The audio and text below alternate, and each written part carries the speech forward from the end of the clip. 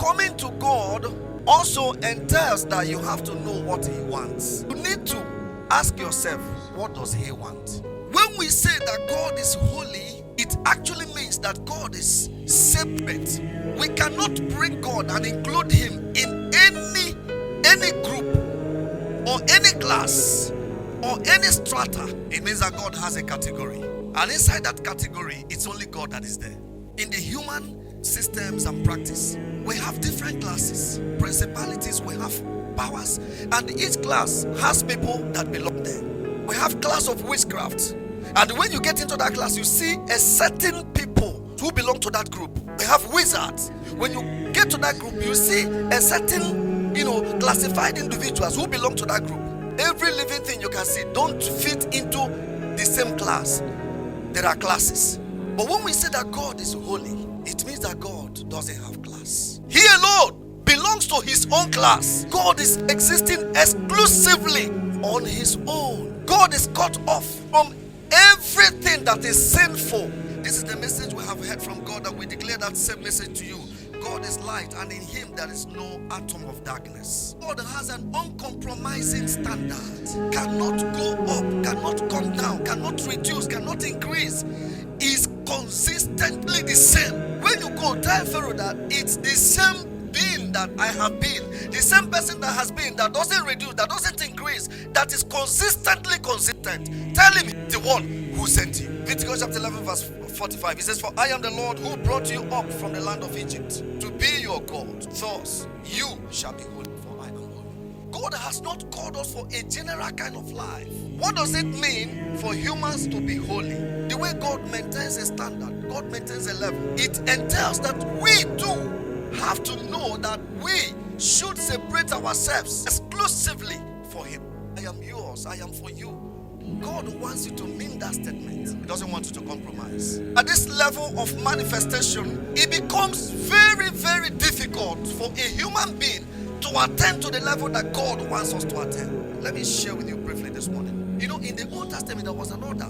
Before you can go to God, you will have to perform series of sacrifices. And when you fail any of the stipulations, you have to go back and start again. That practice continued because man could not meet up to the standard. Because at the level he is just alone at that capacity. You cannot compare him. There's nothing you can say, this thing looks like God. That's why when people went down to making images, creating images that will look like God, God became angry because there's no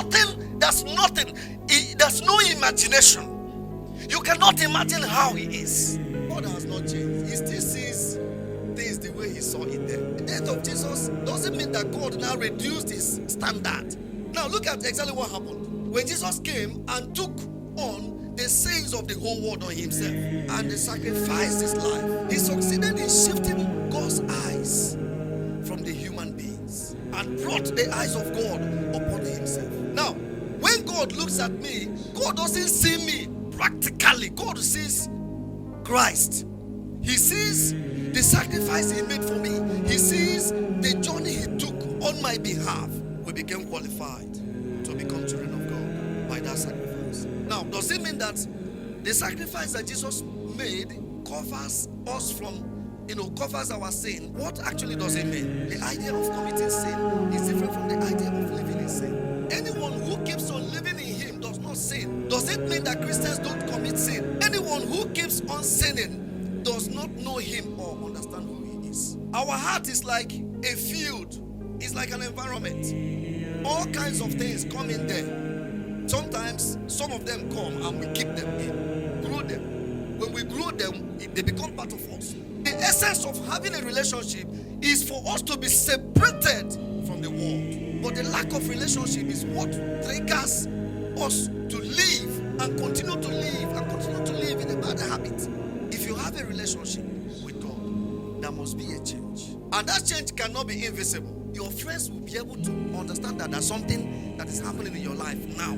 It's nothing that has to do with your physical appearance. That you are quietly seated on that chair you are and you have tied your hair so passionately beautiful doesn't have anything to do with you being a child of God or not. If we cannot perceive any visible change from your old person and the new person we're seeing now, the new person that enters into the house of God, the new person that confesses God. If there's no difference, then nothing has happened. The only thing that has happened is that you now carry Bible. Once the service is over, everything is over. Once we leave here, we pick up the old person. You know the magic some of us do? As we want to enter into the church, we drop the old person at the gate, not in our house. We bring the old person and keep it at the entrance. Our old selves hanging there, waiting for you to come out. We left it there, just there, behind that door. They're like, don't worry, the service is just for 1 hour, 45 minutes. I'll meet you again. We cannot hide in the guise that we are young people. We think that everybody should look away from me when we live our life. Those who call the name of God must be careful. They must understand that God has a standard. What matters is not what you do in the church. What matters is what you do outside the church.